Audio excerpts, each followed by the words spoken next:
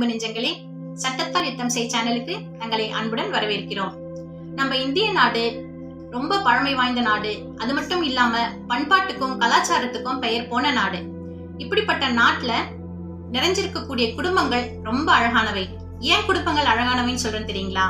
நம்ம எல்லாருமே கூட்டு குடும்பங்கள்ல வாழறோம். அதனால அது ரொம்பவே அழகா இருக்கும். அம்மா, அப்பா, அண்ணா, தங்கை, பெரியப்பா, பெரியம்மா, அத்தை, சித்தி, மாமான்னு சொல்லிட்டு நிறைய உறவுகளோட நம்ம சேர்ந்து வாழும்போது அது ரொம்ப ஆரோக்கியமான ஒரு வளர்ப்பாவும் இருக்கும், வாழ்வாவும் இருக்கும். ஆனா இப்படிப்பட்ட வாழ்க்கையில ஒரு திருமணம் அப்படின்றது வரும்போது அங்க சில எதிர்பார்ப்புகள் இருக்கு. திருமணங்கள் அப்படின்னு சொன்னாலே குறிப்பா நம்ம இந்திய நாட்டுல பார்த்தோம்னா திருமணம் ஆகும்போது பெண்ணுக்கு சீர்வரிசை கொடுக்கறதும், நகைகள் போடுறதும், பாத்திர பண்டங்கள் கொடுக்கறதும் யதார்த்தமான ஒரு விஷயமா இருக்கு. ஆனா ஒரு காலகட்டத்துல எதுக்காக இது கொடுத்துட்டு இருந்தாங்க அப்படின்னு பார்த்தோம்னா, நம்ம பெண் போற இடத்துல எந்த குறையும் இல்லாம நல்லபடியா வாழணும் அப்படின்ற நம்பிக்கையில தான் தாய் தகப்பன் அந்த பெண் பிள்ளைக்கு வேண்டிய சில பொருட்களை சீதன பொருட்களா கொடுத்துட்டு இருந்தாங்க. காலப்போக்குல இதுவே ஒரு டிமாண்டாவே போயிருச்சு.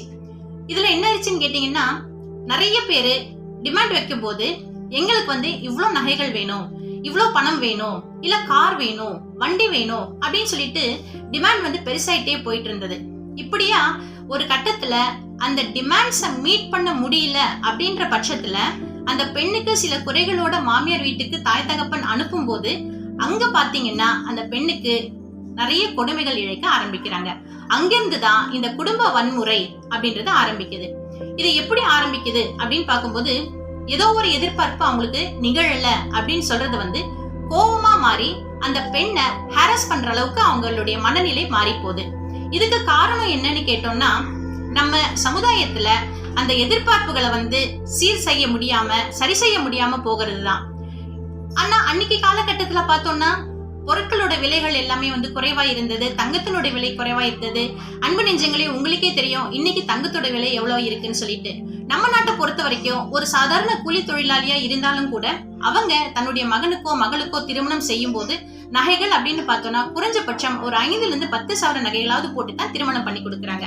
இப்படிப்பட்ட கால சூழ்நிலையில நாம இருந்து அப்படியே படிப்படியா மாறி வரும்போது இன்னைக்கு பார்த்தோம்னா டிமாண்ட்ஸ் எப்படி போகுது அப்படின்னா, வெளிநாட்டுல வாழற பெண்ணையோ பையனையோ திருமணம் பண்ணிக்கணும், 4 வீலர் வேணும் அப்படின்னு எல்லாம் பெரிய டிமாண்ட்ஸ் வைக்கிறாங்க. இந்த டிமாண்ட்ஸ் குறையும் போது ஆட்டோமேட்டிக்கா அவங்களுக்குள்ள என்ன ஆகுதுன்னு கேட்டோம்னா ஒரு மிஸ் அண்டர்ஸ்டாண்டிங் கிரியேட் ஆகுது. இங்கதான் குடும்ப வன்முறை அப்படின்ற ஒரு விஷயம் தலை தூக்க ஆரம்பிக்குது. எனக்கு தெரிஞ்ச ஒரு கிளையண்ட்டுக்கு என்னாச்சுன்னா, அவங்களுடைய திருமணத்தின் போது கொடுத்த சீதன பொருட்கள்ல ஒரே ஒரு சின்ன குடம் மட்டும் கொடுக்காம விட்டுட்டாங்களாம்.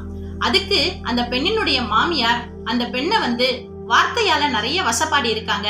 அது மட்டும் இல்லாம ஒரு கட்டத்துல அதிக கோபம் கொதிக்கிற பாலை தூக்கி அந்த பெண்ணுடைய வயிற்று மேல ஊத்தி இருக்காங்க. அந்த பெண்ணுக்கு அது மிகப்பெரிய காயமா போயிருச்சு. ஹாஸ்பிட்டலுக்கு கொண்டு போயிட்டு அந்த பெண்ணை வைத்தியம் பார்க்க போகும்போது அங்க இருக்கக்கூடிய டாக்டர்ஸ் அதை ஹேண்டில் பண்ண மாட்டேன்னு சொல்லிட்டாங்க. ஏன்னா இது சூசைட் அட்டெம்ப்டா இருக்கும் அப்படின்னு சொல்லிட்டு. இந்த மாதிரியாக ஒரு சில நேரங்கள்ல பெண்களுக்கு என்ன ஆகுதுன்னு கேட்டோம்னா உயிர் போகக்கூடிய அபாயங்களும் ஏற்படுது. இதை தடுக்கணும் அப்படின்றதுக்காக தான் நம்மளுடைய சட்டம் என்ன பண்ணிருக்கு, அவங்கள ப்ரொடெக்ட் பண்ணணும் அப்படின்றதுக்காக protection of women from domestic violence act of 2005 அப்படின்ற சட்டத்தை கொண்டு வந்தாங்க.